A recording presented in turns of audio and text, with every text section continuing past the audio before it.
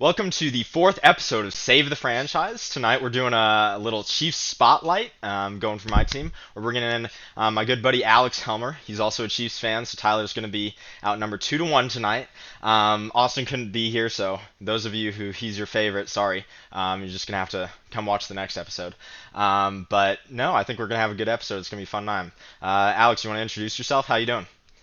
I'm doing great tonight, Keegan. Yep, like you said, my name is Alex. Keegan and I went to high school, so we've been Kansas City fans since the Matt Castle days. Since the days before we were there for the 2-14 season. Yeah. So I mean, I feel like we've earned the right to brag a little bit. But that's all I'll say for now. Yep. How you doing tonight, Tyler? Doing pretty good. Excited to talk about the second best team in the NFL currently. Oh man. That stings, but we're coming back for it. So we'll see how the season goes. But no, let's get into it. We're going to start off talking about how things have gone the past few years. Unlike our last spotlight episode, the Chiefs have had a lot of success in the past few years compared to the Patriots. But the past 3 years in particular for the Chiefs have been tremendous. Super Bowl W's in 2022 and 2023, with an appearance in 2024. So coming the closest ever to a three-peat in NFL history. In the 2023 playoffs, they beat the 6th seed, the 2 seed on the road, the 1 seed on the road, and the other 1 seed in that playoff run. Really a crazy performance there, with a team a lot of people didn't think would go very far, even a lot of Chiefs fans. Patrick Mahomes has set the record for the highest percentage of the cap by any player to win a Super Bowl. He did that in 2022 with a 17.2% of the cap, and then he won again in 2023 with 16.5%. He also now has the second most playoff wins of all time, has really cemented himself as the second greatest quarterback of all time, at least in my humble opinion. In the Mahomes era, the Chiefs have appeared in every single AFC championship. They've appeared in 5 out of 7 Super Bowls, losing those 2 AFC championship games in overtime. And in those 5 appearances, they've racked up 3 Lombardis. They have been, in a word, dominant over the past 7 years while Mahomes has been at the helm. Alex, what do you think about this recent era of Chiefs football? It's been just absolutely like the pinnacle of my football watching life. And I mean, like we're talking about saving franchises here, so maybe this isn't the franchise in need of saving, but there's a lot of things that I think other franchises can learn about how to actually put together a football team, from Brett Veach and Andy Reid and all those guys. Tyler, what about you? Yeah, no, it's beyond impressive. I can't lie. I mean, they Eagles have been very successful in the last like 3 to 4 years, and even Chiefs are still way more successful. I mean, almost three-peating, winning 2 years dominantly in a tough AFC where you have probably 3 other Hall of Fame QBs, I would say, like guaranteed, and being able to consistently come out every year, it really is crazy. Yeah, it's a level of competitiveness that is really hard to sustain in the NFL.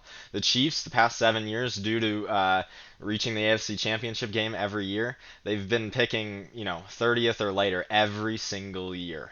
It's really hard to sustain that. The NFL is kind of built to tear down teams that have been good for a while, and really kind of bring them back down to earth, and allow other teams to take the lead. But the Chiefs have kind of stayed steadfast and denied any advances on the parts of especially their AFC counterparts.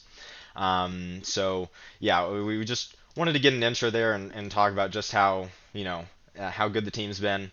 We're gonna dig in, and we're gonna start talking about the offseason losses. We're gonna break down the roster and do a lot of things like that. But this is a team that, even if nothing good happens this year, we're still pretty high in the sky. So, a lot of good feelings right now around this organization. A lot of success has been going on. The sting of the Super Bowl hurts, but I think everybody agrees that the Chiefs are still in it, still a dominant team in the NFL. So let's go ahead and let's start talking about real particular things about the Chiefs. Off-season losses. So some of the significant players they've lost this offseason: DeAndre Hopkins at wide receiver, Samaje Perine at running back, Justin Watson at wide receiver, McCole Hardman at wide receiver, Derek Nottie at defensive tackle, Joshua Uche at edge, Tershawn Wharton at defensive tackle, Justin Reid at safety, and their all-pro guard Joe Thuney. Tyler, do any of these losses stand out to you in particular? What are you maybe the most worried about, or maybe something that people aren't talking about enough with with the Chiefs moving on from some of these players? Well, I'm just gonna list the obvious one right here. The biggest loss to the team is obviously Joe Thuney. I mean, he has been a staple at guard for the last, I think 4 seasons, maybe. Is it five? Or, you probably know. I think we're on. That was five, I Okay. believe. Yeah, no, but he's playing at a Pro Bowl to All Pro level every year. And the truth is, uh, the part of a roster I'm most concerned on right now is replacing the other guard spot. I know you're going to move Kingsley Sumatea to guard, maybe, but he did not look good as he looked, well, not just good, he looked horrible at tackle. And Mekhi Becton did it last year, but it's really hard to just assume a player can instantly play guard when they've struggled at tackle. And Hmm. the other option, well, you have Caliendo too, who did not look great last season, especially towards the end of the season in the Super Bowl. He's one of the biggest liabilities on the O line. So I am really concerned about the Tooney loss, and but I kind of understand moving away. He is getting older, but I'm concerned about how it's going to look after him. Yeah, they clearly wanted to keep Trey Smith, and losing Joe Tini was they were fine with that to make that happen and keep Trey Smith around and in the building. Yeah, I'm pretty curious to see how the Kingsley Somatea thing works out as well. Um, a lot of times we just think, oh, they didn't work out at tackle, we'll move him into guard. It's no problem. But I think that works a lot better when I think that's a lot more of a rational response and works out a lot better when the reason the player's failing out at tackle is because they don't have the length or athleticism to play tackle and they need to play more in that phone box. And maybe they're more of a power player and they're better suited for guard. Kingsley Sumatea has plenty of length, and he's a very athletic player. Like there were no physical limitations that were really the reason he couldn't play out at tackle. At least in my opinion, when I look through his athletic profile. So yeah, I struggle with the idea that moving him into guard will magically make everything work out. And so that's definitely a big question mark heading into the season. Alex, any thoughts on that left guard spot moving on from Joe Tooney?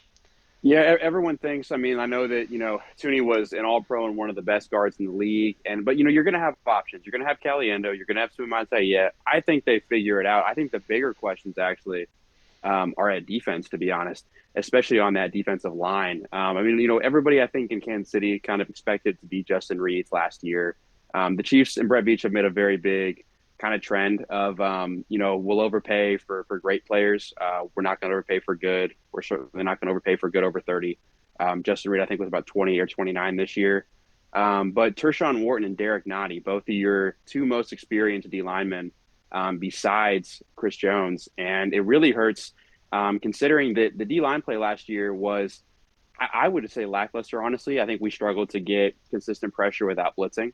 Hmm. Um, and so to lose, especially Tershawn Wharton was the one I really would have hoped to retain. He was really playing, I think, his best football towards the end of the year. And Carolina saw that, of course, and they poached him from us. And they've got some rookies. They've got some draft picks coming up. One of them, hopefully, our second round pick out of Tennessee, I know will hopefully pick up some slack. But the D line to me has honestly as many, if not more, questions, and maybe not as many experienced options as the offensive line right now. Hmm. Yeah, no, that's a great point. Definitely something to watch with both Tershawn Wharton and Derek Nottie leaving in free agency. Tershawn Wharton really taking a lot of his pass rush role snaps at defensive tackle, playing the other three technique spot across from Chris Jones on those pass rush downs, and then Derek Nottie playing one tech. They didn't really go out and replace him this offseason. The only real one tech on the roster with a significant amount of playing experience is Mike Pennell, who's now 34 years old. So serious issue. They are something to really look at, but we'll probably talk about that hole in the roster down the line. You glossed over him, but I am going to pick out Justin Reid. I think it's less interesting, less problematic that they passed on Justin Reid and more interesting. So I think a big part of the reason why Nick Bolton got paid 15 million APY over 3 years this offseason is because Justin Reid was leaving. I don't think Spagnuolo was ready to move on from his two highest IQ play calling, kind of quarterback of the defense players in the same offseason.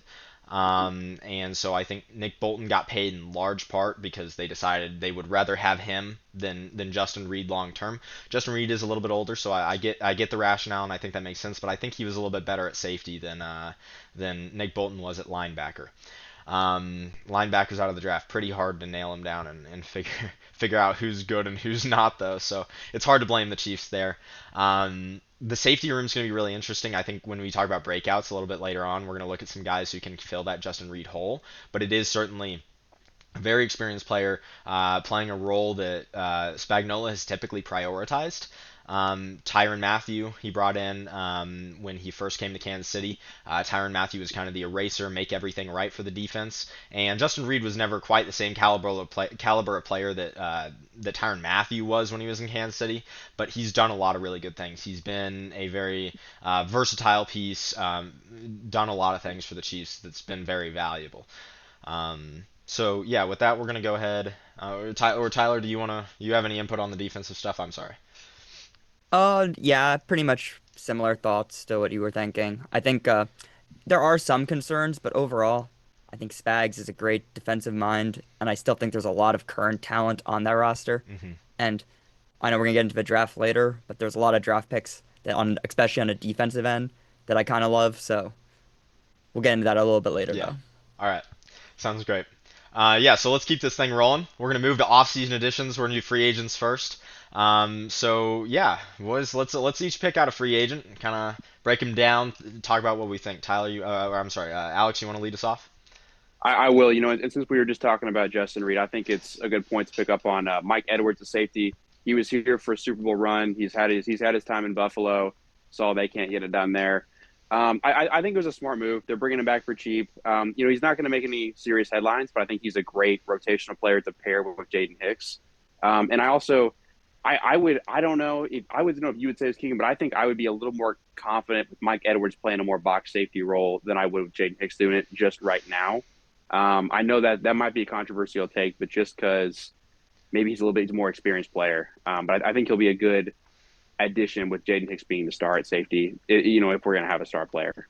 I think Mike Edwards plays a little bit better when he's allowed to really play in space, play over the top, see things coming. So I think I'm going to disagree with you there. I also think Jaden Hicks shines best when he's closer to the line of scrimmage, when he's able to fly around and feel comfortable down there. I will say the part of that I agree with is Justin Reid did a lot of the rotational stuff, a lot of the moving from a robber roll up to safety, a lot of the post-snap motion that Steve Spagnuolo loves to use to throw quarterbacks off and really confuse people. Asking a player who's not played a lot of snaps in the NFL to do those things and still probably adjusting to the defense a little bit, that's kind of tricky. So that's something to watch out. And I think we're going to talk about Jaden Hicks a little bit more later too, maybe. But yeah, that's something to watch. Someone else might have to play a decent amount of that role. Maybe it's Chamari Connor playing a little bit more safety. Maybe it's Brian Cook sliding down. Maybe it's Mike Edwards. But it's going to be something to watch for sure. I do like the addition, bring Mike Edwards back. I think tremendous ball hawk ability. Really just knows where the football is. Has great feel for the field. Just a little athletically limited. Not a star player because of that. So yep. Tyler, any thoughts on Mike Edwards if you want to, and then go ahead and take it away with your free agent to watch. I do like the addition of Mike Edwards. I think he provides solid depth to the safety room. But yeah, the free agent addition that I am most excited for is actually Christian Fulton, Hmm. cornerback, young cornerback too.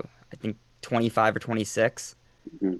He had a very solid season last year, and I am beyond confused why the Chargers didn't re-sign him, especially considering they are very weak at corner. Hmm. But I think part of a reason why the Chiefs struggled last year has been once the two top corners go down, or McDuffie never went down, but Jalen like, Watson and when went down Jalen in the Watson middle of the Yeah, did, season. Jalen Yep. Watson. it was a struggle trying to replace his production, and I think yeah, especially for a Spags team that really does like leave their corners, makes them play a shit ton of press man, and Hmm.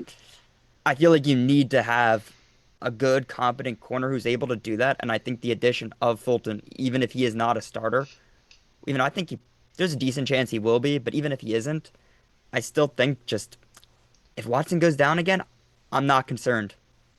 Yeah, and I The think other that's really big benefit to adding Watson, I'm just going to cut him real quick, is of course that it lets Trent McDuffie play more in the slot, which he has proven to be very adept at doing, maybe even better at that than he is at outside corner at times.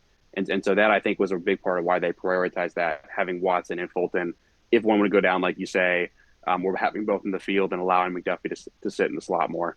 Yeah. and that also allows you to move Chamari Connor out to safety, which I actually think he is better suited to play Hmm. than being like a slot defender. I think that's part of a reason why he had some struggles last year. I think he's much better as a safety. I've watched him play Virginia Tech for a couple years, and I think he has a role in the NFL, but I think being a pure slot type guy is Yeah. not it. So Yeah. yeah, Yeah, you guys have kind of covered it, but I'm just going to hammer it home. The cascading effects of that Christian Fulton signing are really what you want to look at, in my opinion. At the top end of that of what that signing looks like, I think you're getting another above average solid cornerback. And then you pair two of those with Jalen Watson and Christian Fulton with Trent McDuffie, you're looking like you have a pretty nice cornerback room and a lot of upside there, and some the ability to kind of really enforce your will upon teams in coverage, and really give that maybe subpar D line a lot more time to get home, especially with a lot of those more mush rush pass rushers who win with power, crush the pocket more than really winning quick. And so if that secondary can kind of return to form that they had back in 2023, that could really pay dividends for the defense as a whole, and really kind of catapult them back up to that. They were number one in EPA per play back in 2023, second scoring defense in the NFL. We could potentially see something like that if Christian Fulton really works out. But yeah, the cascading effects of where it allows you to move around people, put Trent McDuffie back in the slot for the most part, where he thrives the most, and have those two outside guys and just really reinforce your depth. I think is a pretty big deal.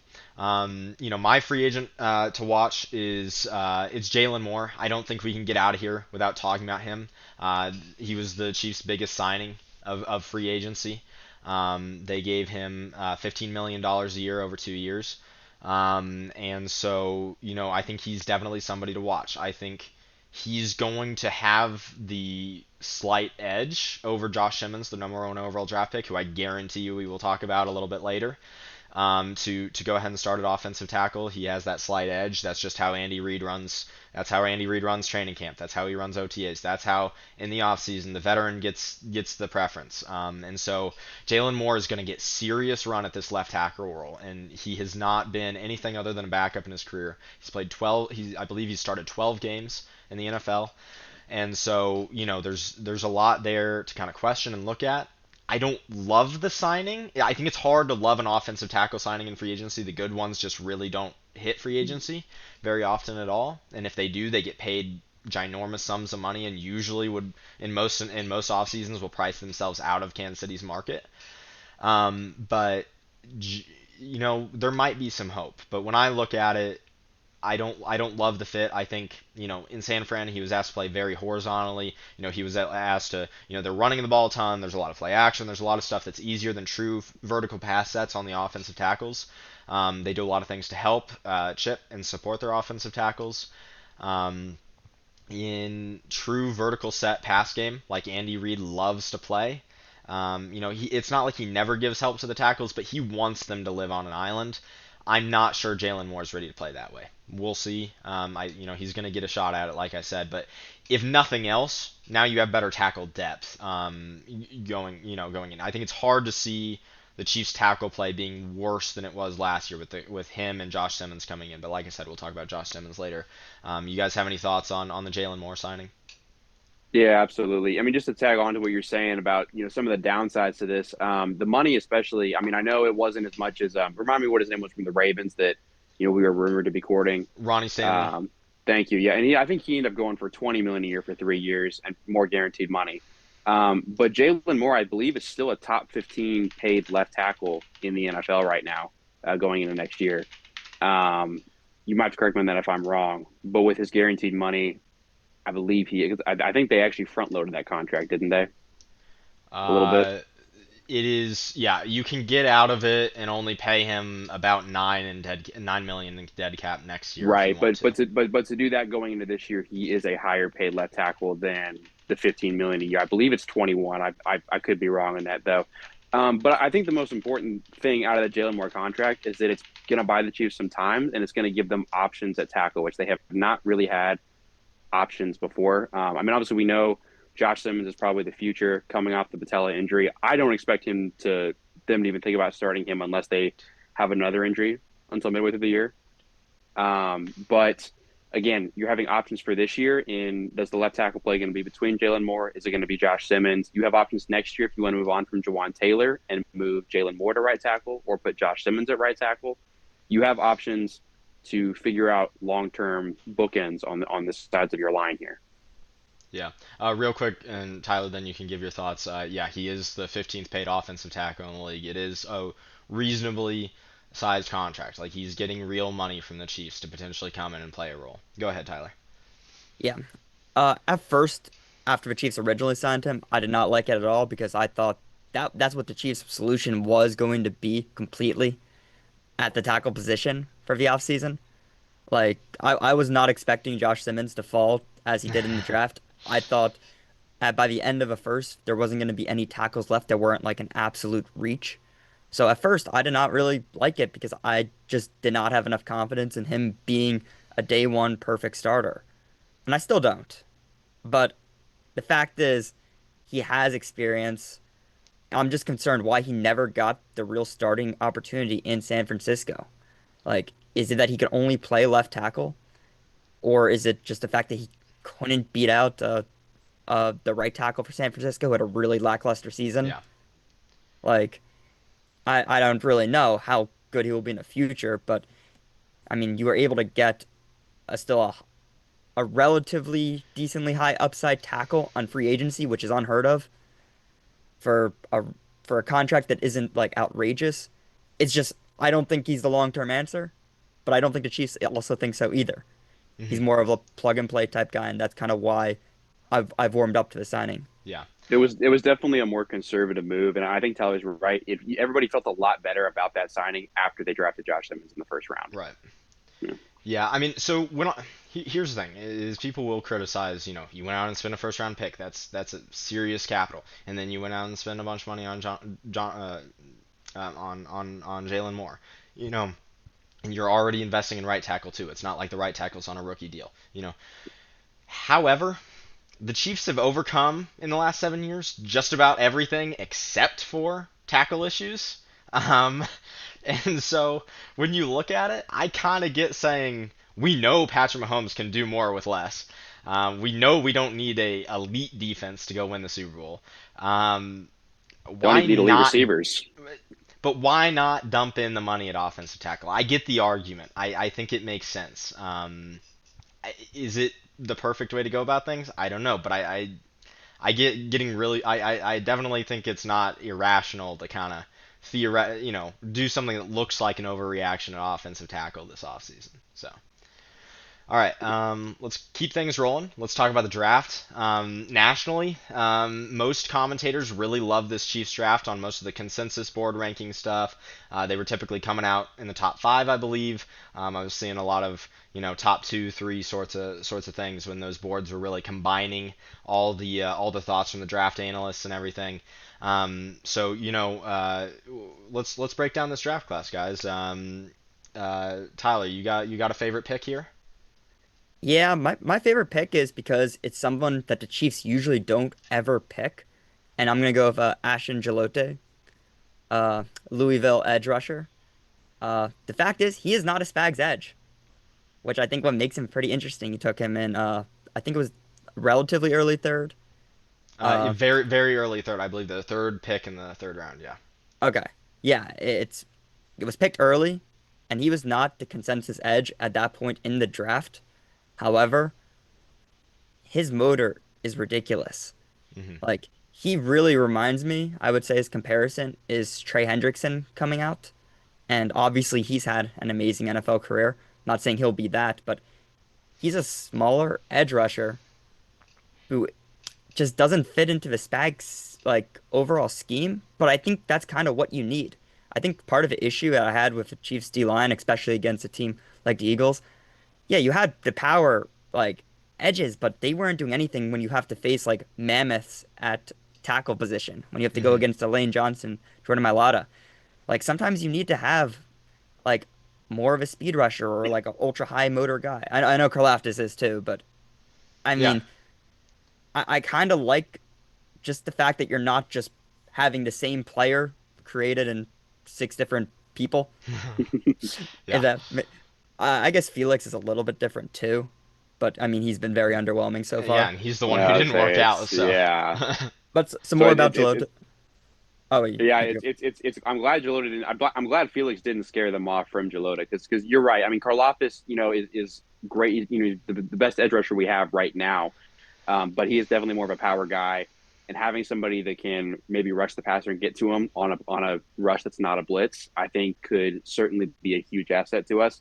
Especially when they also got to prepare for the very real reality that we could get priced out from George Karlaftis this next coming off season if he has a really fantastic year, and also Chris Jones at some point. You wonder when that pass rush capability is going to really start hitting that decline.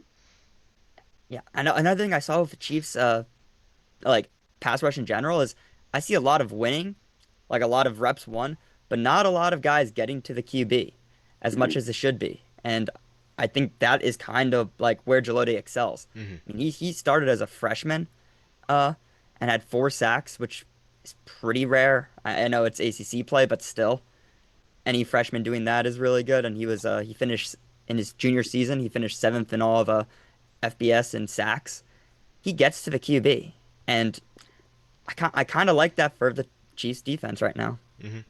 Yeah, I like it. I like the draft pick too. I was really enthused about it. I liked a lot of the Chiefs draft picks. Spoiler, but I really liked him. The one thing I'm going to push back on a little bit with you guys is that even though he does fall below a couple of those Spags thresholds in terms of weight and size, he does play very much like a Spags edge typically. He uses a lot of power. He has a very thicker lower half and uses that to his advantage. And he doesn't play with a ton of bend or speed around the edge. But who's to say whether or not he can develop that a little bit more? I think that's realistic. I think that's possible in terms of upside. Overall, I think a pretty good third round pick. So yeah, good call out there. Alex, you wanna tell us your Chiefs draft pick that you're the most interested in, or maybe one you really wanna bear down on him? You're Yeah. like, why the hell did they pick The this well, guy? But yeah. if I'm gonna bear down, and spoiler, I was a real big fan of this draft class too. But the one I would maybe bear down on is actually our second round pick, staying on the D line. I thought Oscar Norman Lott was probably, or I'm sorry, Omar Norman Lott Yep. was probably the most controversial pick. At least reading the national stuff, I got really excited. I'm like, oh, an SEC tackle, this is gonna be great. I mean, I was like, oh, he started like 5 games, like. I have a few question marks regarding Omar Norman Lott that I'd like to see what you guys think about. Yeah, so he is a fascinating player. I mean, it is just you do not get many draft prospects weirder to Hmm. evaluate than Omar Norman Lott. He played very few snaps per game. He was not officially listed as starter most games. That is true. I think that was a little bit of a misnomer because Tennessee has a very deep defensive line that they love to rotate and really keep guys fresh. So I think he was definitely kind of the guy on the Tennessee defensive line if you want to pick out the best guy. But they rotated him a lot, and it gets questionable. Like even if you like to rotate guys, are you really going to play him that few snaps if he's that good of a caliber player that he should be going in the second round? And so yeah, a lot of people looked at him and they're like, I love these flashes. Like his pass rush win rate is off the charts. I mean, it is ridiculously high, but he's only out there for like 12 snaps a game. Like the The the highlight reel was offensive great line though. is way more tired than he is. So there's these arguments you can make back and forth and kind of really discuss, whether or not, people seem to either be really high on him or really low on him, and it's really interesting discourse. Yeah, unlike a lot of the other Chiefs draft picks though, I think it's hard to argue even if you love him that they got great value for him in terms of where he fell on the board. So yeah, Tyler, thoughts on Omar Norman Lott? Yeah, like he is, but okay. It's really tough to evaluate him. You're right, because Yeah, the win rate I think it was like over 19% for an interior D lineman, which is just not real. Yeah. But he's also having the rotation. Like it reminds me of the Georgia guys back in the day. Yeah. But look how those guys have turned out for the Eagles. Like, yeah, other than Jalen Carter, like Jordan Davis still plays very few snaps in the NFL, but he's very effective in those few snaps a game. It's just, do you have the depth at the position to be able to play him in that type of role? I think you have some depth there, but I'm not super confident in having him play like uh 10 to like 15% of snaps Right. and be fine. Like he has to play more than that. So I'm intrigued to see like how he pans out though. Yeah. Um, Alex, do you maybe want to give us a player you're high on, and talk about that? Yeah, another one that I think really excited for as well is Noah Williams. Whether or not he maybe has as big a role of this year with the Christian Fulton signing, like, I mean, he might be cornerback four, he might be cornerback five behind Joshua Williams. But also, I think it's important. Like when I saw that, immediately I went, this is a guy that can play, I think, some athletic press man coverage and Spags defense. He can be an outside corner. And again, McDuffie's contract expires at the end of this year. And I would expect the Chiefs probably to lock him up with a long-term deal. But also, I believe Jalen Watson and Joshua Williams are also both free agents at the end of this year. And Christian Fulton has a 2-year deal. So I think, investing a third-round pick, a late third-round pick in Noah Williams was a good idea just for the long-term, depth and overall health of your cornerback room.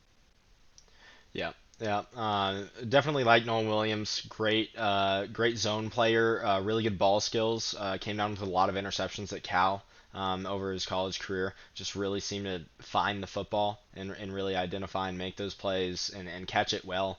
So that's really nice to see, especially for a defense that where Spags typically press conference, every single press conference, Spags gets up there and he talks about turnovers at least once and wanting to force turnovers. And outside of 2023 when they forced just a absurd amount of fumbles, the Chiefs really haven't been that good at forcing turnovers in the Spagnuolo era. So I think looking at Noah Williams and maybe hoping he can bring some of that back, and maybe Mike Edwards coming back, bringing some of that ball hawk ability. Mm-hmm. It would be cool if that kind of transformed over these next couple of years the upside of the Chiefs, playmaking ability on the ball on defense.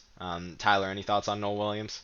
Yeah, no, I kind of agree with that. I think every team should always have that wild card player, like whose one job is to go out there and like wreak havoc, force interceptions, get your hands on balls, and yeah, his numbers are ridiculous, interception numbers, and yeah, do I have confidence that right off the bat he can be a starting like corner for the Chiefs right away? No, but if he can play some snaps and wreak havoc, that's what his role is as a rookie. He'll develop better as his career goes on, obviously. But I think right now, I think he's kind of just like a fun piece on the defense. Yeah, yeah, no, cool player for sure. Well, you guys left it to me, so I'm gonna take the cherry on top of the Yeah. cake that is a beautiful Chiefs draft class in my I opinion. left you the receiver. I know you Yeah. want him. No, right here I'm going to talk about Josh Simmons, offensive tackle out of Ohio Oh, State okay. University. What an awesome pickup by the Chiefs. I mean, this is tremendous value in my opinion. So a lot of people are going to be scared by the patellar tendon. Let's get that right out of the way. It is a weird injury. A lot of the data says that most players don't come back at the same level, even if they do come back. So there's some issues and problems there. I think there's a couple big things going the Chiefs' way, in terms of, first of all, when they were prepping and evaluating him before the draft, he was about 6 or 7 months into the injury. So they had a pretty good feel for what the recovery was looking like, in addition to just how well the surgery went to repair it. So I think that's really interesting and valuable information, just to know that they got to look at that and get a feel for how he was coming back and how that was looking, him being quite a ways into rehab. So that's good. All the reports out of the Chiefs building is that they fully cleared him, said he was going to make a full recovery. Recent reports with Andy Reid saying he's fully participating right now in camp, or not training camp, sorry, in OTAs. Um, and actively doing everything else with the rest of the team. And they seem to think he's going to be able to continue doing that those full reps in training camp when they start putting pads on and playing physically. So it seems like he's ahead of the timeline, which is just tremendous news for Chiefs fans. To break down the type of player he is, he's just this really natural, smooth mover while still being a full-sized, full-length offensive tackle. Not quite prototype size and length, but he's not far off. I mean, he's got that full length you want, and he's big, he's and all that, and so he's got these nice, agile, balanced feet. You almost never see him off balance. And that's just it's really nice. He really leveled up his technique going into this season. Some of the people who are a little bit lower on him make the argument that the 6 games he did play for Ohio State this year, up until that Oregon game when he got injured, were the 6 easiest games on the Ohio State schedule. But I don't know. You look at the tape. You watch him move and you watch him get in his sets, and man, he just looks so fluid and natural in a way that leads me to believe he had by far the most upside out of any offensive tackle in the draft in this draft. So and I think even compared to the last couple drafts, when you just look at upside and what he can be from a reasonable projection standpoint in terms of both his athleticism but also his instincts and natural ability to play the position from a skill perspective and just in understanding that intuitively. I think he's a really high quality prospect. Tyler, what do you think about Joshua Simmons? Yeah, no, I love the pick there. I think the league is going to regret that, letting him fall this far for years because, like, in reality, there were a lot of I mean, Tyler Booker, just for example, got taken pick 13 or so, while a guy who could potentially be a franchise tackle got taken a whole, like, 20 picks later about or Yeah. around there. It's kind of ridiculous. My only concern for him is I don't really see the full pop there that sometimes you see out of like the real elite Hmm. tackles coming out in the first round. But, hit the weight room a little bit more. You can always, but it's like that's the only thing that isn't there really. Yeah. And it's crazy because usually the tackles who are picked at the end of a first in previous years are usually these like complete projects. He is not a project. Yeah. He, I think he can start day one, assuming the injury is like completely healed. But no, I absolutely love the pick. I really, even if because the Eagles actually, yeah, we traded up with you guys during that time. I actually, my initial reaction was I thought the Eagles were trading up to take him, but then I'm like, okay, why would the Chiefs actually like let the Eagles get him? Yeah. But it's a very Howie-esque pick, which is why I kind of do like it too. I think it's great value, positional value, draft value, and I think it sets your team up well for success. Yeah. Alex, any thoughts? I'm not going to say anything else about Josh Simmons. The one word I'm going to highlight that both of y'all have been saying is value. I mean, just it's so hard to get a guy who, when you're drafting the end of every round every year, and like the gap. I don't think we talked about enough. The gap between the top 15 or top 10 guys that are taken in the first round versus that back half, a lot of times, especially at a position like tackle, that's so vital to the modern NFL offense, is just so big. And so to get a guy who probably by all accounts would have been a top 15 or maybe even a top 10 pick in this year's draft had he not had the injury at the 30 spot or 31 spot is just an insane value. Yep. Yeah, so the Chiefs made a lot of other picks that I really liked in this draft class. I thought they really packed it in with value. So I'm going to run through a couple of those real quick and hit them and give our watchers a quick description, and then we'll go ahead and move on and talk about some other stuff. Just real quick, so we talked about the top 3 picks, or the top 4 picks actually. Sorry. They also drafted Jalen Royals, incredible value according to most analysts and most of the consensus models in the 4th round, wide receiver out of Utah State. Really Rashee Rice-esque prospect, kind of that same size and athletic profile. Got burst, nice route runner, put up great stats. Just playing at a little bit lower level of competition, and without very very good QB play. That was kind of holding him back. And in addition, he had a little bit of foot injury that I think was a concern for some teams. In the 5th round, they drafted Jeffrey Bossa, linebacker out of Oregon. Kind of a really solid college player who we're not sure how he's gonna translate athletically to the NFL. If he can really be a full-time starter and really keep up. But really great instincts and good IQ playing the position. And then Brashard Smith out of SMU, running back. They drafted him in the 7th round. This dude has a ton of pop. I mean, you go watch his highlight tape from this season, which he just converted to running back, and it's like 8 minutes long. I mean, he is just making guys miss, breaking tackles, running by guys. Great top end speed, I think somewhere around 4.40, and it is just really impressive highlights. What that high end competitiveness can look like. He was playing in the AACC, but I think there's a lot of optimism for what he can bring you, especially converting from wide receiver. If he can maybe like fill a Jerick McKinnon type role in the future, could be really helpful for the Chiefs with a kind of struggling running back room by most accounts. So yeah, that's just the rundown of the rest of that Chiefs draft class. I think we're gonna go talk about current state of the roster. We're gonna skip down to that on the rundown, boys. And let's just go ahead and talk about remaining holes. Maybe pick out a room that you're a little worried about. You want to talk about a little bit more, or anything on those lines. Just something that maybe a little concerning. Tyler, you want to lead us off? Yeah, I think first we can start off with the running back room.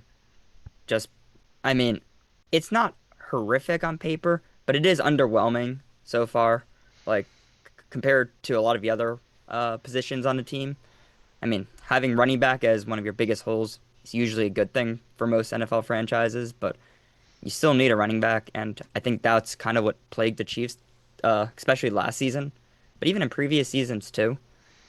You the breakaway runs haven't been there, and it's part of what makes a lot of the other NFL offensive efficient, especially in the NFC. You have the Eagles and Lions out there having a breakaway run every game.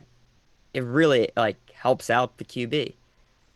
When the Chiefs have a guy averaging, just say whether it be Pacheco or Kareem Hunt, getting a consistent 3.5 yards per carry, it's it's good football, but there's just not the explosives that I feel like you need. And I don't know how much this offseason really improved that. I was expecting a little bit more draft investment into a running back, but I think overall the Chiefs drafted good defensive players who are probably more valuable. But I think this was probably the year where I would have bit the bullet and took a running back maybe in the second. hmm Alex, any thoughts on that? Honestly, I don't disagree with that. I'm hyped about Brashad Smith. I hadn't heard of him before the draft. The conversion, I think, with him maybe even having some more potential is cool. But this was like the running back draft class year. We passed on Devin Neal from KU even like in the 6th round. They must feel confident in the running back room they have. And I know today, by modern NFL standards, we tend to describe running backs as a luxury item. Item that if you are a great team can really put you over the edge. But the Chiefs are in that great team window. And we saw what Saquon did for the Eagles, obviously. We saw what Josh Jacobs did for the Green Bay Packers and just how much of a buffer, they give your other offensive players. And so the running back room to me is the biggest immediate hole, especially considering 3 of your guys, all of them not that are Brashad Smith, are out of a contract this year, or their contract expires this year. And obviously, Kareem Hunt and Elijah Mitchell are not going to be long-term workhorse backs. Whether or not they're willing to pay Pacheco or even consider it is probably going to depend on if he fully recovers or really kind of recovers the pop that he did have before that injury. And also, he's probably going to improve his vision. So the running back room continues to probably be the biggest short-term weakness here. Yeah, no, it's definitely a concern on the roster. You guys broke it down most of the way. There's really just, Brashard Smith is the only guy in the room that provides much pop. He's going to be a rookie. It's not great. 7th round, probably not looking at him to do a ton of work. Maybe on the optimistic side, he takes over all those third down back duties, and hopefully, checkdowns become more. In the highest upside version of things, the checkdowns become a lot more threatening because of what he can do to take it to the house. But yeah, I don't really see this changing this year. They brought in Elijah Mitchell from San Francisco. He's been very injured. I guess there's upside there, but man, I wouldn't feel good about betting on that being an impact, difference I making. felt like we overpaid for him. So I think we paid like $3.5 million for him, which which is kind of, it could be worse, but Yeah, I feel like in order to get a running back two in today's NFL, that's kind of a price you need to pay. Yeah, there was kind of a resurgence in Mhm. the market. I don't think it's too bad, but yeah, I get it. I'm not wasn't thrilled with it.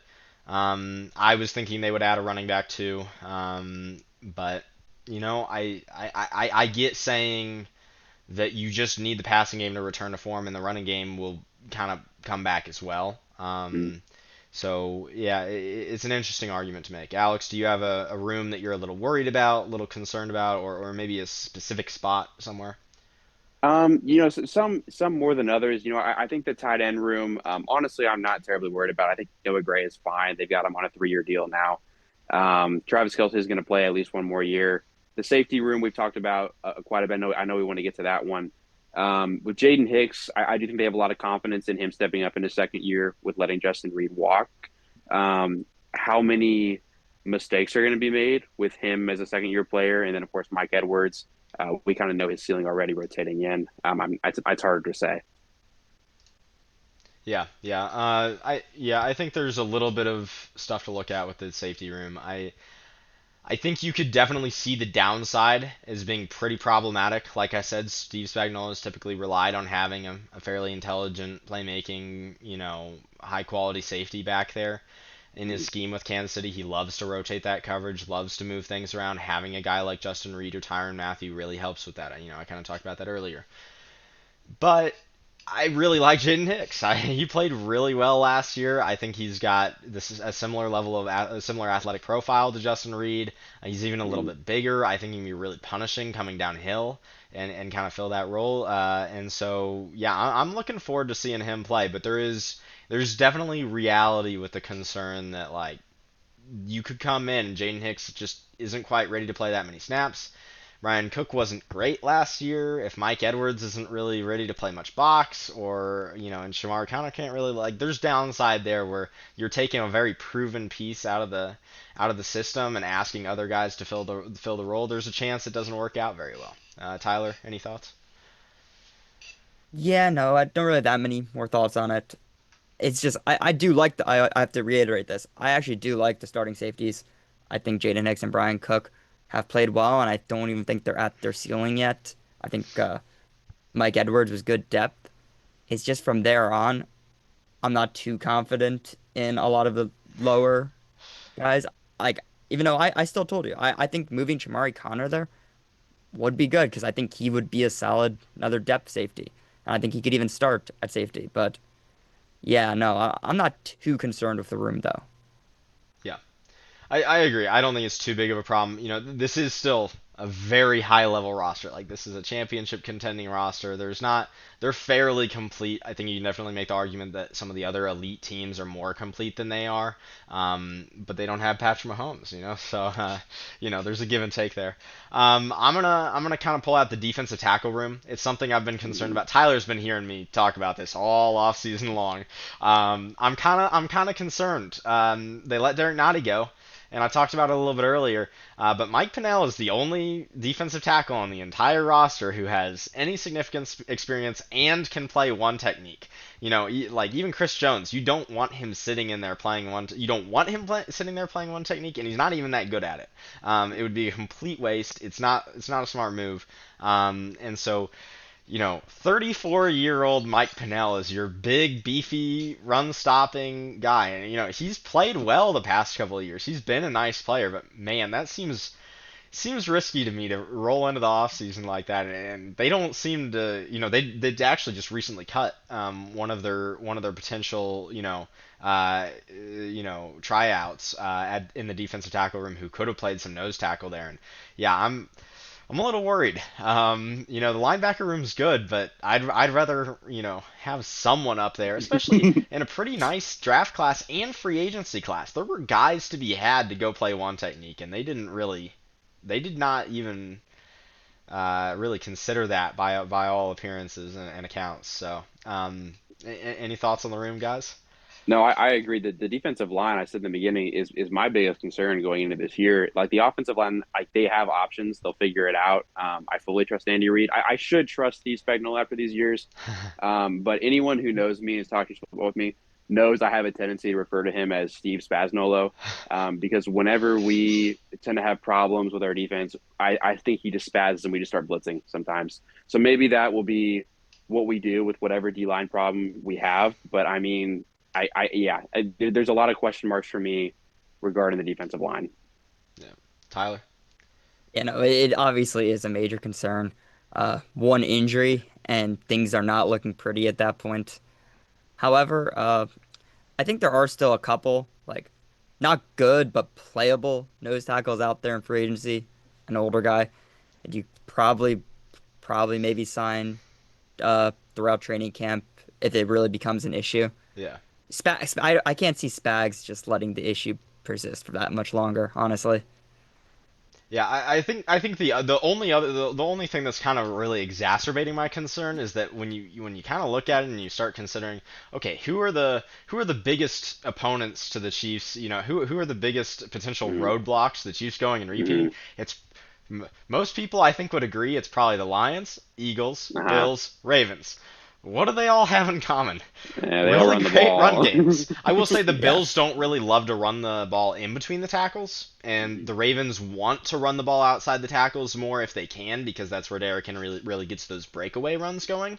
But they're perfectly happy to send it down the middle. And the Eagles and Lions, obviously, they've got the running backs and they're ready to just shove it down your throat if they want to and really attack a kind of uh, a linebacker room that can be hesitant to engage on those blocks and a fairly weak one tech spot. So yeah, that's I don't love how that lines up in the particular climate of the NFL and what the Chiefs want to achieve. But it's not the worst place on your defense to have your biggest hole. Definitely survivable. So yeah, let's keep things rolling. Let's go on to breakouts. Let's identify some breakout candidates, some guys we think could really make a big jump or make a big impact for the Chiefs that didn't do that last year. Alex, you want to lead us off? Yeah, I think the one everybody's really the most excited to see probably is Rasheed Rice. He was looking like a superstar receiver in the first, was I think 3 games last year before he was hurt. And it's been tough because the Chiefs, the problem with drafting at the back of every round is the Chiefs haven't really had a true superstar that was been drafted to the team since Patrick Mahomes. Chris Jones, obviously, Travis Kelce, Tyreek Hill, all drafted before him. The only All Pros I believe the Chiefs have had since Patrick Mahomes became a starter, I believe, are Trent McDuffie and Trey Smith. I And so think to I have a think guy, Tyrann Mathieu might have nabbed one in there, but you're right. He might have nabbed one as well. Thank you. But I think people were really excited to see a like true offensive weapon that could win plays, that could win third downs for you in Rasheed Rice. And obviously the injury kind of cut that short, unfortunately. So I think he's the one that people expect to break out and really expect to continue the pace he was setting. yeah, Tyler, how are you feeling about Rasheed Rice? I had him in fantasy last year, and I was the happiest person in the world after the first Yeah. 3 weeks. Yeah. He's incredible. He's could do so many things, and he fits perfectly with the Andy Reid offense. Mahomes and him obviously had a good amount of trust brewing too. Uh, I mean, yeah, the suspension is most likely not impacting him at all this year. So, with a full season, and also having Worthy too, I do think does help out Rashid too. Yeah. Like, it's I don't know. The receivers for KC are finally like no analyst can now say Chiefs have no weapons because Yeah. those young guys, yeah, but especially Rice, like yeah, no, his yak ability, it's a little bit crazy because he doesn't really have the full like size speed profile that a lot of the other like all-time yak guys have. But man, he runs hard and he runs smart too. Yeah. Yeah, I can definitely attest to the fact that once Rasheed Rice got injured last year, Tyler stopped enjoying watching Chiefs games near as much. Yeah, he Yeah. wasn't so enthused to sit down and watch them with me anymore. But no, one of the really good pieces of news that's been coming out the last few weeks for the Chiefs is in OTAs. It seems like the injury luck's been really good for the Chiefs because yeah, Josh Simmons kind of participating fully in OTAs, and then Rashee Rice, by all accounts, has been a full participant in OTAs lately and is running all the routes with the team and even playing in the 11 on 11. Obviously, they're not in pads or full contact or anything like that yet. So maybe there might still be some limitations there. But no, it sounds like he's coming back and he's coming back strong. So all right. Yeah, I'm sorry. Tyler, why don't you go ahead and give me a breakout candidate? Yeah, I think a breakout candidate this year is going to be Noah Gray. I think we've been seeing it a little bit last year. His numbers almost doubled, and I think Kelsey's just going to become less and less, especially in a regular season. I think Noah Gray is a talented tight end. Maybe the overall ceiling isn't there, but Mahomes loves throwing the ball to his tight ends. Andy Reid loves having the tight end run like the ultra complicated, uh, timing based, the crazy offense that the Chiefs run. And I think Noah Gray is going to become that leading target this year. I would not be surprised if he actually ends up with more yards than Kelsey. I still think Kelsey will have him beat in touchdowns, but I'm actually expecting him to get like 800 plus yards this year, which I don't think is crazy to say. It's a big jump, and I think it's very dependent on Travis Kelsey taking a big Mm-hmm. step back in snaps, because I think that's always Mm-hmm. been the thing, is that Travis Kelsey, even last year, eating the lion's share of the snaps, and really making it hard for Gray to get out there, because the Chiefs haven't typically loved the two tight end sets with the both of them, just because neither one of them is an elite blocker, especially with Kelsey aging. But yeah, I think there's a lot of runway there, a lot of potential for him to kind of take a big step forward. 800 might be a little ambitious for me, but if everything's running on all cylinders for the Chiefs and that offensive line looks a lot better, then I could see it. Alex? Especially if, like you said, if Travis Kelsey takes that back step. I mean, obviously he kind of had a slow start last year, and personally, I think that was kind of planned. I think they were trying to conserve him more for the later season in the playoffs. And so, if he's doing that this year more, maybe Noah Gray is like the tight end guy mostly for the first half or first three quarters of the season. But the other thing I just want to say about this is we're talking about the weapons a lot because I think everyone really expects the weapons breakout to happen this year. I mean, I think it's safe to say that the weapons on this team now will be everything that they were supposed to be last year and hopefully more. It kind of hurt to watch the Chiefs offense a little bit at times last year, especially after the last 7 years. But it's a team that lost its wide receiver 2 in the preseason, the wide receiver 1 in like week 3, the running back 1 I think in week 6 or 7. There's not a lot of teams that could have injuries to those players, and even if they come back, maybe they don't come back 100% and really do well. So I think a lot of the weapons players, people think are really going to have a great year and a really great breakout season this year. Yep. Yeah, no, I think it's definitely something to look out for. Hoping that offense will be kind of resurgent and things will kind of all come together and click.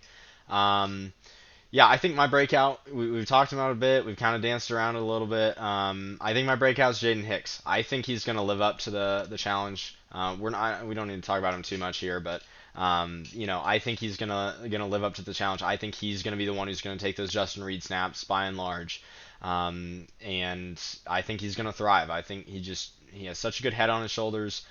Just makes smart plays when he's out there. Seems to have a really keen, intuitive grasp of how to move and where he needs to be.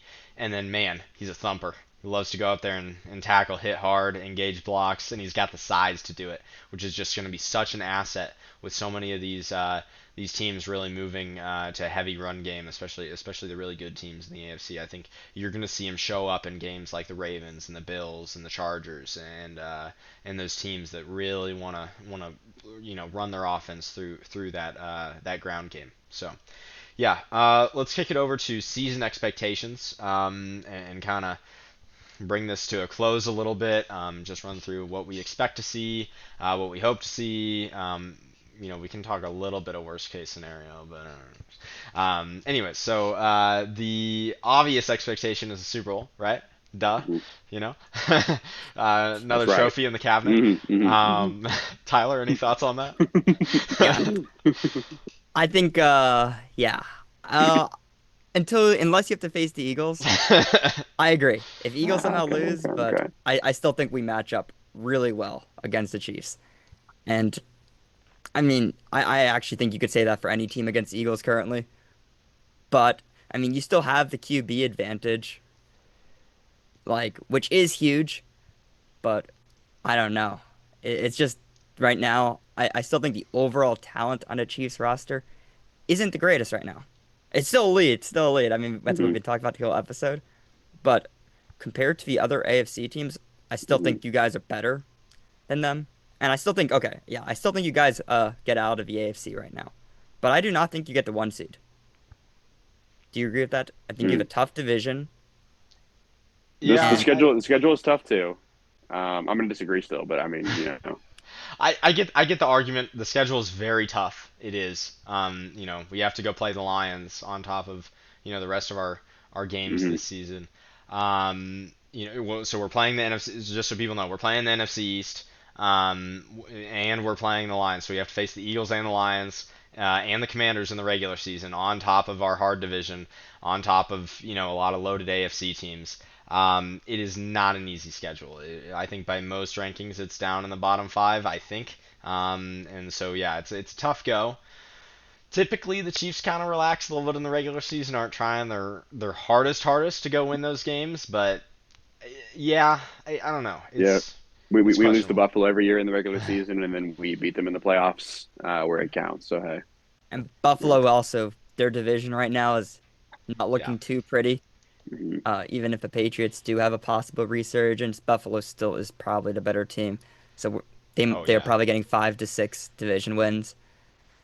I just think I think what's gonna happen, if I'm just giving like a real prediction, I think Buffalo's gonna get to one seed. I think the media is going to completely say, "Oh, Josh Allen is better than Mahomes again." They'll see these narratives, and then it comes down to the game, to the AFC Championship game, uh, and I think it does happen for what would that be? How many straight years would that be? mhm. Um, the, Oh. so this would be the eighth straight AFC Mhm. Championship game Wow. appearance. Mhm. It would be the fifth time that Patrick Mahomes and Josh Allen have faced off in the playoffs.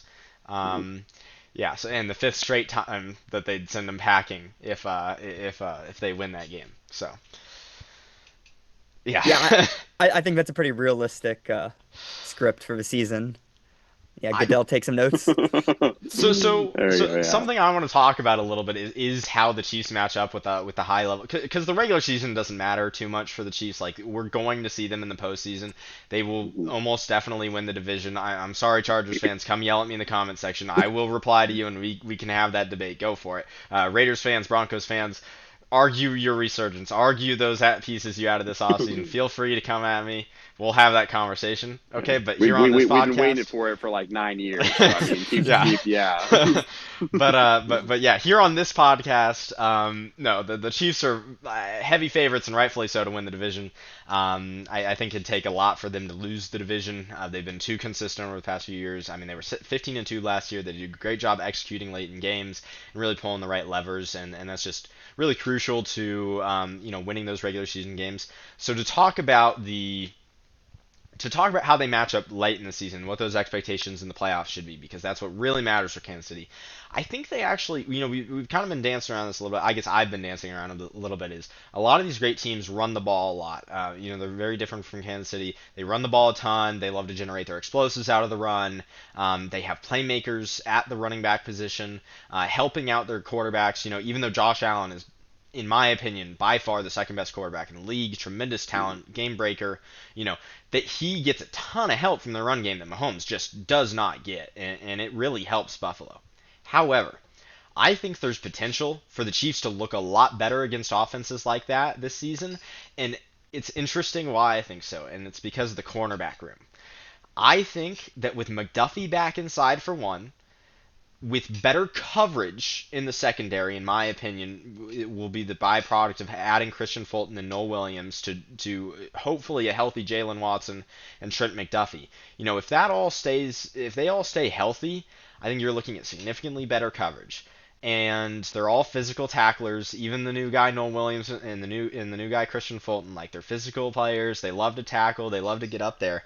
And so I think you can see the Chiefs roll out there in nickel packages and still defend the run against really superbly good run games like Philly, like Detroit, like the Ravens and the Bills, and be able to play in their nickel sets and play solid coverage while still coming up and, if not really limiting the run game on an efficiency basis, at least stopping the breakaway runs. It's something that Spagnuolo's defense has been very good at, the way he's trained them to tackle and the types of players he's picked to play in their secondary. Tyler, as a fan of one of those elite run games and obviously a big believer of what Philly can do to just about any team on the ground and enforce their will, what do you think about that?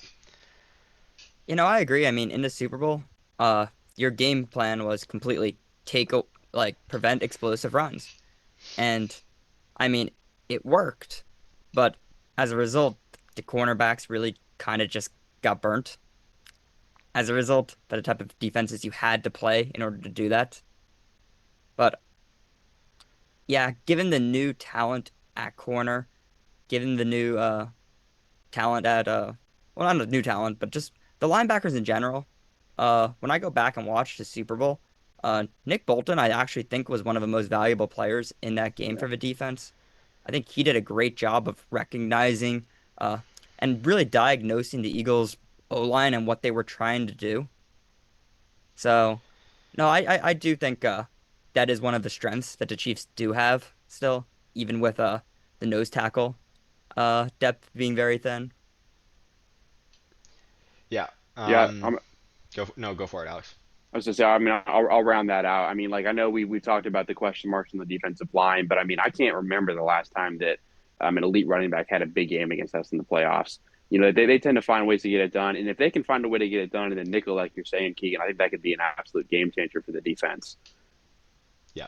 No, I think those new pieces just give Spags a lot to play with. If Jaden Hicks is good at safety, I think the back end is going to let everything work together and fit together on defense. And even these teams that are incredibly good at running the ball.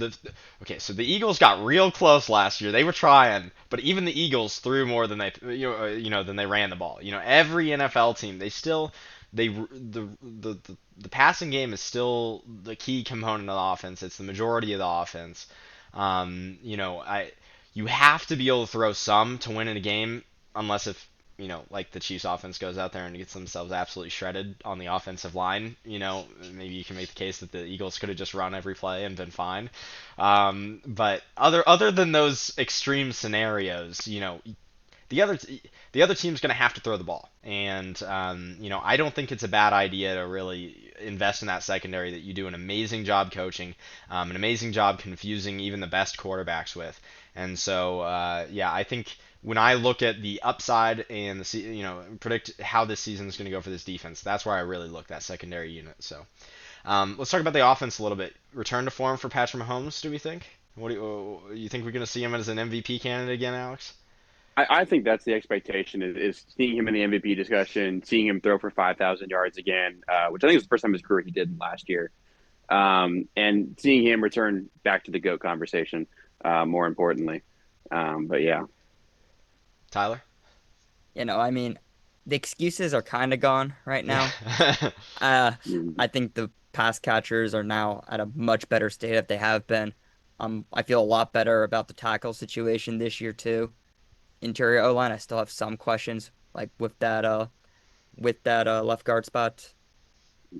but it's overall, I think Mahomes has all the stuff he needs to go back to that 40 plus passing touchdown year season, and I think he will.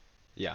I think you were talking about the offensive line a little bit. I think one way or another, the offensive line group, that offensive tackle room will be average on both sides or better. I think unless if you see an injury between Jalen Moore, Joshua Simmons, and Juwan Taylor. and Jawan Taylor, I think you're looking at least average level tackle play on both sides. I think Jawan Taylor is someone specific teams can exploit very well, so that's not necessarily going away. But I don't think you're going to be able to exploit the other side of the line in the same exact way. So I think it's going to be a rare team that can really get after both sides of the line in ways that are kind of an issue for them. And so I think the tackle play is going to be a lot better. Yes, left guard's a question mark, but you still got your All-Pro center, and you've still got Trey Smith playing playing very well at right guard. I was impressed by him last season. I think he was getting a lot better in the passing game, and I think he's a quality player to have there. When you go over and look at the weapons, yeah, Tyler's kind of right. The excuses are gone in terms of the star power because the star power is back. Rashee Rice and Xavier Worthy both project to be 1,000-yard receivers based off of what their rookie seasons looked like, and then what Rashee was looking like at the beginning of last season. I think it would be surprising to say the least if they were both healthy and then one or both of them did not have 1,000-yard season. And so there should be enough talent there. I do think it's an interesting question.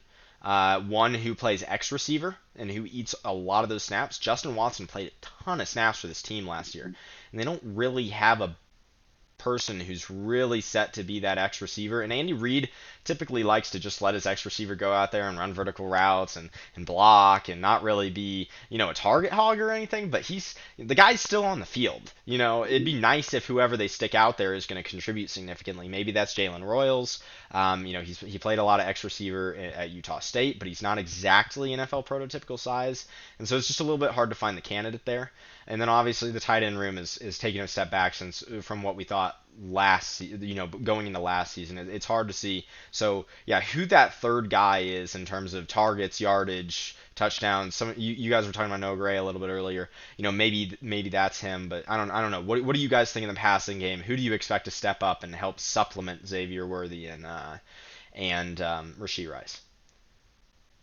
I think Hollywood Brown is hopefully going to really come back as is he going to play a lot in the X? I don't know. It is really hard to say because, you think Xavier Worthy, probably not. Rashee Rice is probably going to be in the slot a lot. Hollywood might be doing the deep stuff.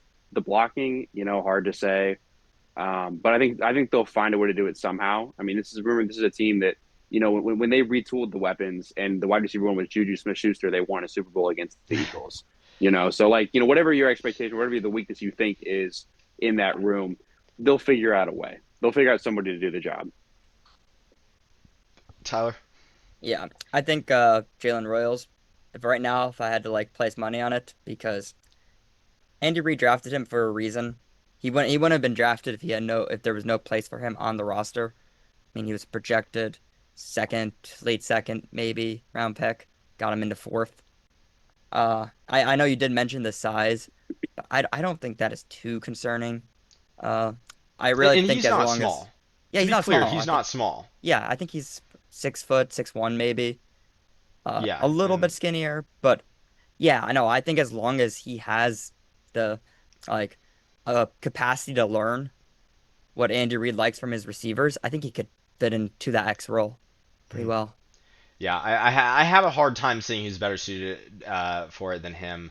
I mean, you've got Justin Ross, who's kind of been bouncing back and forth around the practice squad a lot. Nico Remigio's occasionally been on the roster, but he's more of a return small guy, can't really play the X. I just don't see it. I don't see the guy with the X experience who should be the lead to go in and take that role. So when you look at it, I feel like it's going to be some combination of Jalen Royals, and occasionally splitting a tight end out there, and Rashee Rice. I think that's most likely what you're going to look at. I think it's going to be really interesting to see how they work with all these receivers that love to play out of the slot. Hollywood Brown typically has his best days out of the slot. Xavier Worthy was best last year when they were utilizing him out of the slot and giving him a full two-way go. Maybe that changes this offseason, and he's much more comfortable playing more outside in the Z, but we'll see. Rashee Rice really came into his own late in his rookie season, and then was getting a lot of those nice slant routes and over the middle of the field plays and early in last year out of the slot as well. So it's just going to be a little bit of an interesting dynamic seeing how they fit all those slot players together who really want to kind of be a little bit protected and have the ability to go each way on the field. So yeah, let's get some closing thoughts on just something we haven't talked about, something maybe you're excited to see for the Chiefs this year. Yeah, I'm going to open the floor up to you guys. Just hit what you want. Alex, you want to go first? Sure. Yeah, I think we didn't talk about it too much. I think there have been some doubts and a lot of criticism of Patrick Mahomes during the Super Bowl. A lot of people, I think, felt like he got exposed because he's not wanted to stay in the pocket and take hits, or he's not wanted to when he's bull rushed from both sides, from both edge positions, he kind of panics and doesn't get the ball out. That game was awful, and it's hard to. I don't know. It's difficult to make that adjustment there, like during that game. Tom Brady had a lot of struggles during his career, early his career with the passage up the middle, and so I do think that's something that Patrick's gonna adjust to. I think it's something he'll figure out, even if we have maybe below average tackle play. But I agree with Keaton. I think if those guys are healthy, we're going to have better tackle play. And he's got a new haircut, so I mean, clearly something is going to happen here. And I think he'll be okay. I'm not worried about him at all. Yeah, Tyler. And one thing I'm a little bit concerned on, we didn't really talk about this too much, is really just Andy Reid as a play caller in the modern NFL. He's been reluctant of change over the past couple of years. I mean, he plays ultra conservative. It's obviously going to be a run when you're up by more than a score, and a lot of times it makes games closer than I feel like they need to be. Chiefs don't blow teams out, which is good. It's bad. I mean, obviously the media is going to be looking at the point differential, which I still think is a stupid way to look at football, but they will and be like, "Oh, Buffalo beat a team 40-3. Why did the Chiefs only win Yeah. 27-24?" And it's like, but there are real concerns when it comes to a playoff game and you let teams stay in. Like like I know we expect you guys to beat the Chargers or Broncos in the playoffs, but you let one of those teams in and they have a crazy last drive, anything can happen. So that is one thing I'm a little bit concerned about, but I still think Andy Reid is an all-time coach. I mean, he was amazing even back when he was with the Eagles. I think he's runs a great organization, but in terms of play calling, I think it's starting to become a little bit outdated. It's Yeah. it's not an unfair point. I mean, Andy Reid's clock management and his conservative nature were definitely kind of the weak points earlier in his career with the Chiefs. I mean, the nightmare Colts game comes to mind, of course. But in the playoffs, I mean, but still, I mean, this is the guy that has ruled the AFC for the last 7 years. So I mean, like I have a screenshot on my phone of during the Super Bowl. I texted my buddy at halftime of the Super Bowl. We were down however many, and said, you know what? I trust Andy and Patrick. I'd put 10 on it. The Chiefs come back right now. Thankfully, he didn't take me up on that bet. But I don't know, people can criticize Andy Reid how much they want to, and as an Eagles fan, like that's totally fair. But there's nobody else I'd rather have call and plays at the end of the day. So Yeah. So we've brushed around it a little bit. We've talked about Xavier Worthy. We've talked about the kind of repaired offensive line. We've talked about Rashee Rice coming back, Hollywood Brown being healthy, just the state of the weapons looking better. Something I want to specifically mention: the deep ball. Um, One, it kind of goes a little bit into Mahomes' criticism. He's not been super accurate on the deep ball. He also hasn't had a lot of time to throw, and probably hasn't felt very comfortable in the pocket. And so, when you think about sitting that back there and trying to be really accurate and place those throws and lead your receiver, I get it. It's a challenging situation to be in, but he's never really established that deep ball connection with anybody other than Tyreek Hill on a true high level that you would expect from a quarterback of Patrick Mahomes' caliber. And so, yeah, I want to see him rip it. I want to see him chuck it down the field. I want to see them have more time to throw it, and I want to see them terrify teams again and have those teams playing deep, deep too high. The too high rates have still stayed pretty high. Teams want to play the Chiefs in too high, primarily because the run game doesn't scare them. But I think we, as NFL viewers, will often overemphasize the importance of too high. It's not the end all be all. Like, it doesn't eliminate the deep pass. You can throw deep over too high. You can make that happen. And so, yeah, I want to see the Chiefs get to work. I want to see them take shot plays. I want to see them find ways to make the deep ball work instead of saying, oh, they're playing too high. Oh, nobody can catch the deep ball. Nobody can track it. Just go start enforcing your will and make things happen. Anything else we need to cover, or should I close this out, boys? I think it's well. Tyler, you got anything else? No, I think we covered a lot of good stuff in this I episode. think we could do another hour, but I'm not gonna do that to you too. So, yeah. So, thanks for watching. This is our fourth episode of Save the Franchise. Give us a like and subscribe if you will. Hit us up in the comment section. So far, I think I've replied to everybody. I might need to go reply to another Seahawks fan from the first video. They're still kind of angry at me for, I guess, including them on that list of franchises that need to be worked on. But yeah, no, if you reply, I will respond in the comments and we can have a discussion over any of this. So, yep, feel free to hit us up. Thanks for watching.